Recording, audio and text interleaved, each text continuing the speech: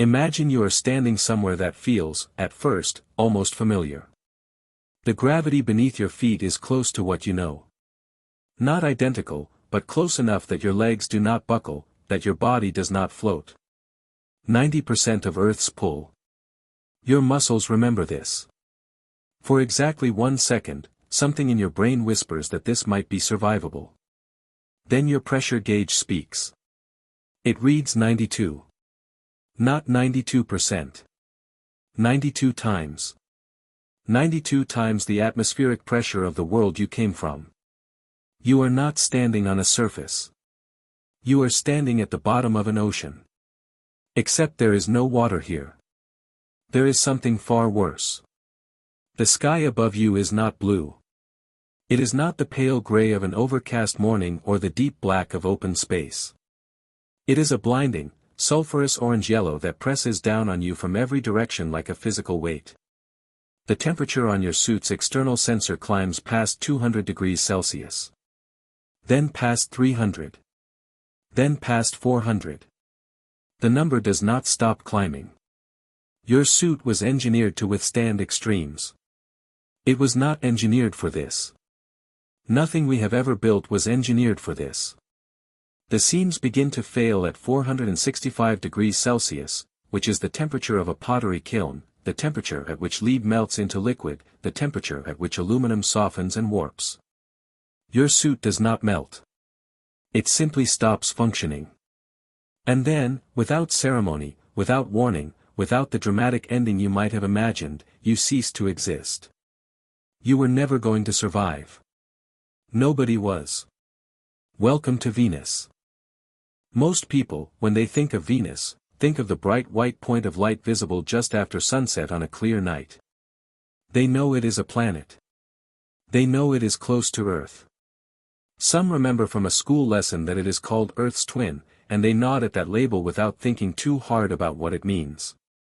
But here is what that label actually means, and here is why it should terrify you. Venus is almost exactly the same size as Earth. Its diameter is 95% of ours. Its mass is 81% of ours. If you placed Venus and Earth side by side in the void of space, the average person looking at a photograph could not immediately tell the difference. They are, in the truest physical sense, sister worlds. And yet, one of them is home to every human being who has ever lived, every forest and ocean and mountain range, every city and civilization and scientific discovery. The other one is a vision of hell so complete, so thorough, and so permanent that not a single living thing could survive on its surface for even 1 second without the most sophisticated protective technology ever conceived by human beings. And even then, as we will see, that technology would not be enough. Venus is not just different from Earth. It is a warning.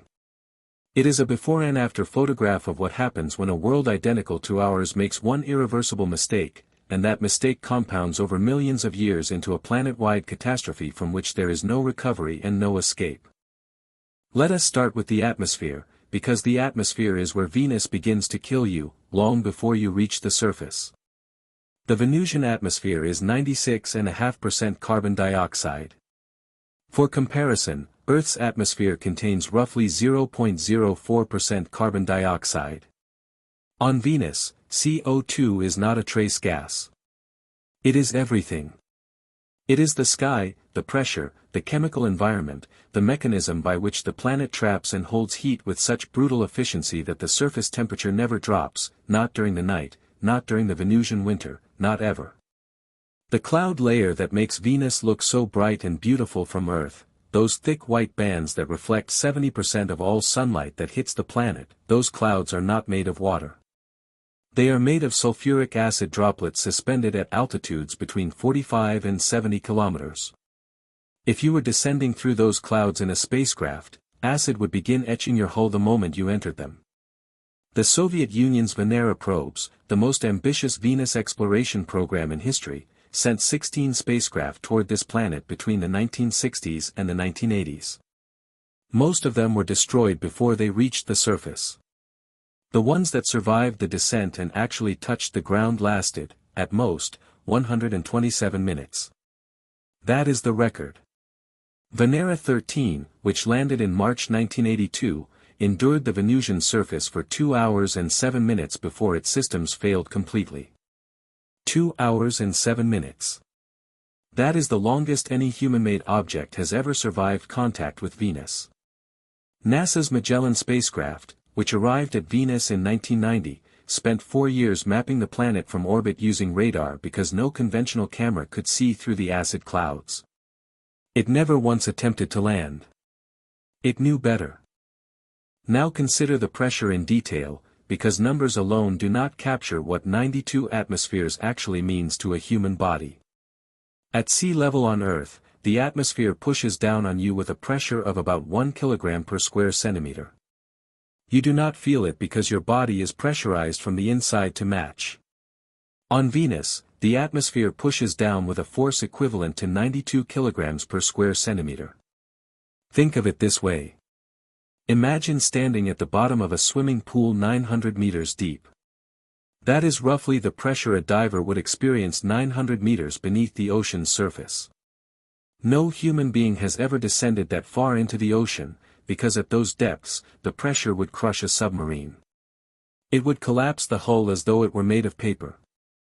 Underwater, 900 meters of seawater is enough to kill instantly.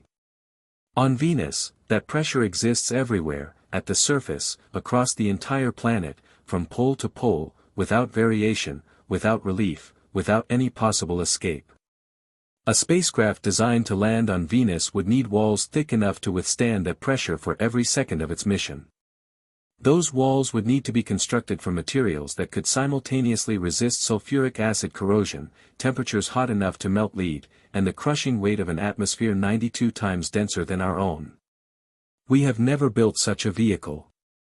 The closest we ever came was the Venera series, and even those spacecraft, specifically engineered for Venus, lasted minutes before they died. Then there is the temperature, and the temperature of Venus is the detail that upsets almost everyone who hears it for the first time. Because Venus is not the hottest planet because it is the closest to the Sun. It is not. Mercury is closer to the Sun than Venus is. Mercury's dayside surface reaches temperatures of about 430 degrees Celsius. Venus, which is farther from the Sun than Mercury, maintains a surface temperature of 465 degrees Celsius, constant, unwavering, day and night, at the poles and at the equator, on the sunlit side and on the dark side. Venus is hotter than Mercury because of the runaway greenhouse effect. The thick CO2 atmosphere traps solar energy like a sealed oven, and it has been doing so for hundreds of millions of years. There is no escape valve. The heat builds and never leaves. Lead melts at 327 degrees Celsius. Zinc melts at 419 degrees Celsius. On Venus, both of these metals exist as liquid at the surface. Scientists have identified what appear to be metallic frost deposits on the higher mountain peaks of Venus, places where the temperature is slightly cooler and certain metals can condense from vapor back into solid form. The mountains of Venus are dusted with metal. That is the environment we are talking about. Not hot by human standards. Hot by the standards of industrial furnaces. Hot by the standards of metal smelting. This is a planet where the chemistry of materials behaves like the inside of a foundry, not the surface of a world. But the atmosphere and the heat are only the beginning of Venus's hostility, because Venus has a secret that most people never learn, and that secret concerns what is missing rather than what is present. Venus has no magnetic field. The Earth has a powerful magnetic field generated by its spinning liquid iron core, and that field wraps around our entire planet like an invisible shield, deflecting the charged particles constantly streaming outward from the Sun. Without that shield, the solar wind, which is a continuous flow of high-energy particles moving at speeds between 300 and 800 kilometers per second, would hammer our atmosphere and our surface directly. It would slowly strip away the gas molecules at the top of our atmosphere, the way it stripped away Mars's atmosphere billions of years ago, the way it stripped away Venus's water. Because here is the thing about Venus that changes everything. Venus once had oceans. Scientists studying the ratio of hydrogen isotopes in what remains of Venus's atmosphere have concluded that the planet once possessed significant quantities of water, possibly enough to cover the entire surface in a shallow ocean for hundreds of millions of years. Venus was not always hell. 3 billion years ago, it may have been habitable. It may have had liquid water, a moderate temperature, perhaps even the conditions necessary for life to begin. Then the runaway greenhouse effect started. The oceans began to evaporate. The water vapor, itself a powerful greenhouse gas, trapped more heat, which evaporated more water, which trapped more heat. The cycle was self-reinforcing and impossible to stop. The water eventually broke apart under intense ultraviolet radiation into hydrogen and oxygen. The hydrogen escaped to space, the oxygen was absorbed by rocks and volcanic gases, and the water was gone. All of it. Every drop. Forever. NASA's Parker Solar Probe, which has used Venus for multiple gravity assists on its way toward the Sun, has collected new data about the Venusian atmosphere and ionosphere that confirms just how aggressive the solar wind's interaction with this unshielded planet truly is. The solar wind does not gently push on Venus. It tears at it, rips particles from the upper atmosphere, and carries them away into interplanetary space. Venus is losing what little atmosphere remains, slowly, day by day, year by year, in a process that cannot be reversed.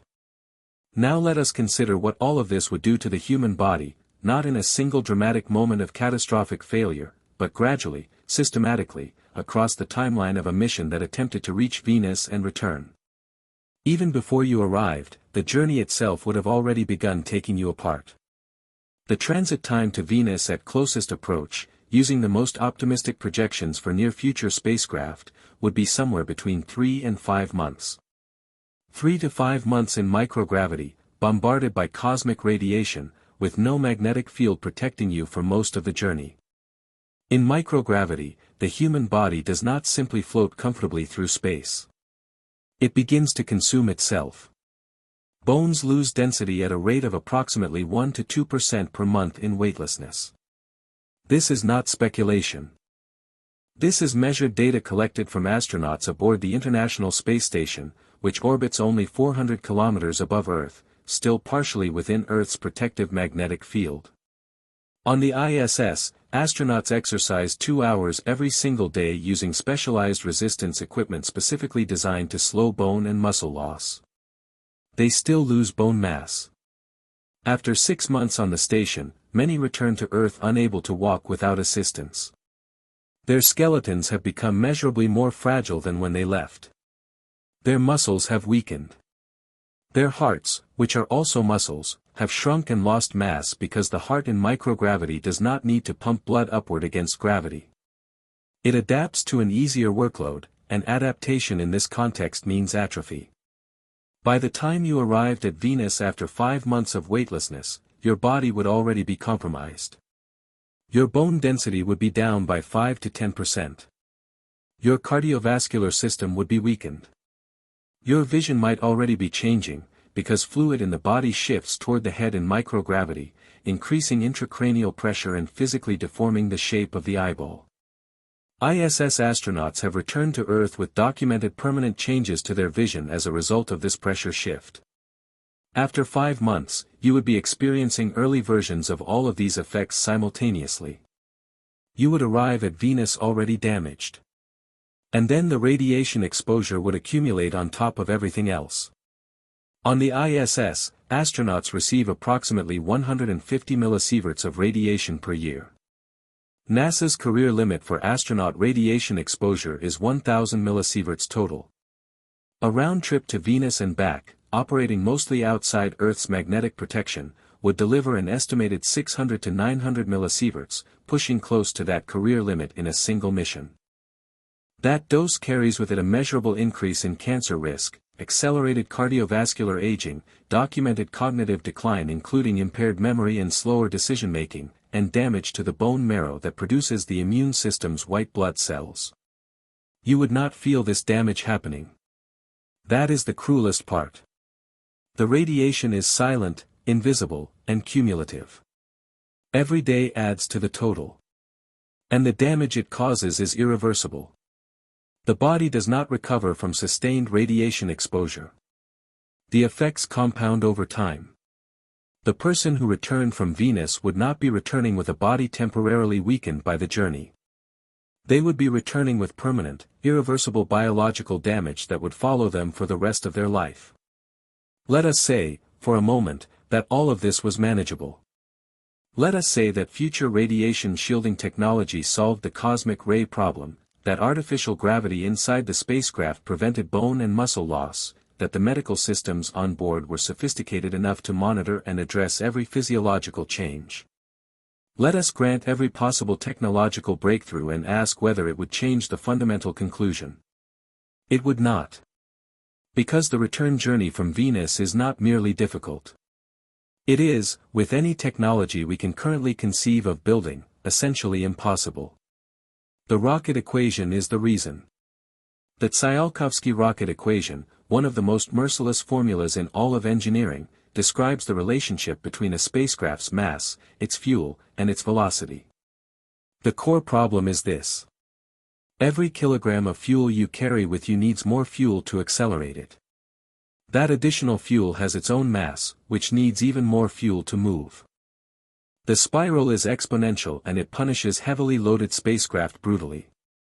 A human mission to Venus would need to carry everything required to keep a crew alive for the full duration of the trip: life support, food, water recycling, medical equipment, radiation shielding, exercise equipment, and spare components for all of it.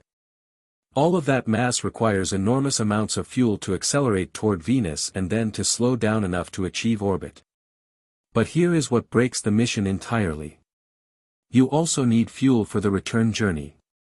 All of the fuel for the return trip must be carried with you from Earth, because Venus has no fuel. There is no refueling station. There is no way to manufacture propellant on the surface of a planet where every material science assumption fails at 465 degrees. You launch from Earth carrying everything you will need for the entire round trip, which means the initial spacecraft mass becomes so enormous that the fuel required to launch it from Earth becomes impossible to provide with any launch system we have ever built or are currently designing. NASA's own mission planners have acknowledged that a crewed Venus mission would face fuel requirements that make it categorically different from anything attempted in the history of spaceflight. And even if the fuel problem could somehow be solved, there is a window problem. Venus and Earth move in different orbits at different speeds. The alignment that allows an efficient transfer between the two planets occurs roughly every 19 months. If you miss the window, you wait. If something goes wrong on the surface, or in orbit, you do not simply launch and come home. You wait for the next window. And during that wait, you are on your own. A signal from Venus to Earth takes between 2 and 14 minutes to arrive, depending on orbital positions. In a crisis, you cannot call for help in real time. There is no one to call. There is no way to be reached. The isolation studies conducted here on Earth, including the Mars 500 experiment, which sealed volunteers inside a simulated spacecraft for 520 days, consistently showed significant psychological deterioration in subjects who knew they could leave if they truly needed to. Take away that option entirely, strand a crew in the vicinity of a planet that is actively trying to kill every system on their spacecraft, and cut off all real-time communication with Earth, and the psychological consequences become deeply unpredictable. Depression, anxiety, decision-making failures, interpersonal breakdown. These are not hypothetical risks. They are documented outcomes of far shorter and far less extreme isolation than a Venus mission would demand. Lay it all out plainly and the picture does not change no matter which angle you approach it from. Venus kills through heat that melts metal. It kills through pressure that would crush a submarine. It kills through acid that dissolves spacecraft hulls. It kills through a radiation environment that the absence of any magnetic field makes relentless and constant. It kills through the fuel mathematics of a return trip that no conceivable rocket can carry. And it kills through the slow, patient destruction of the human body across the months and years of the mission, leaving the person who survived it so fundamentally altered that calling them the same individual who left Earth would be generous. This is not an engineering problem that more funding or more creativity can solve. This is a physics problem. The laws of thermodynamics, the rocket equation, the biology of the human body under sustained radiation exposure, none of these are obstacles waiting for the right technology. They are the architecture of reality itself, and reality does not negotiate. What we can do, what we have already begun doing, is send machines. NASA's Da Vinci probe, designed to descend through Venus's atmosphere while analyzing its chemical composition, represents our most intimate planned encounter with the Venusian surface in decades. From orbit, radar-equipped spacecraft can map every mountain range and volcanic plateau without ever descending into the acid clouds. We can learn what Venus has to teach us, and it has a great deal to teach us, about runaway greenhouse effects, about atmospheric chemistry, about what happens when a world identical to our own takes a different path. That knowledge, gathered safely from orbit and from atmospheric probes, is the only form of Venus exploration that physics currently permits.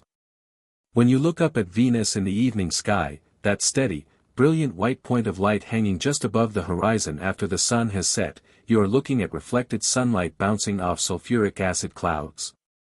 You are looking at a world of 500-degree heat and 92 atmospheres of pressure. You are looking at a place where no human being has ever stood and no human being can ever stand and return to tell about it. And then you turn around, and behind you is the world you live on. The world with the thin blue atmosphere that filters the radiation to survivable levels. The world with the magnetic field that deflects the solar wind. The world where the pressure outside is exactly what your body was built to endure, where the temperature in most places falls within the range your biology can handle, where water falls from the sky and collects in rivers and oceans and pools in the hollow of your hand. We did not build this world. We did not earn it. We simply arrived here, in bodies perfectly matched to its gravity and its air and its light, and we have been so accustomed to it for so long that we stopped noticing how extraordinary it is. Venus is the reminder. Not a warning from the future, but a mirror of what worlds become when the conditions are wrong by even a small margin, and a reason, a quiet and overwhelming reason, to understand that the place you are standing right now is not ordinary. It is the rarest thing in the known universe. If this gave you something to think about, consider subscribing. I will see you next time.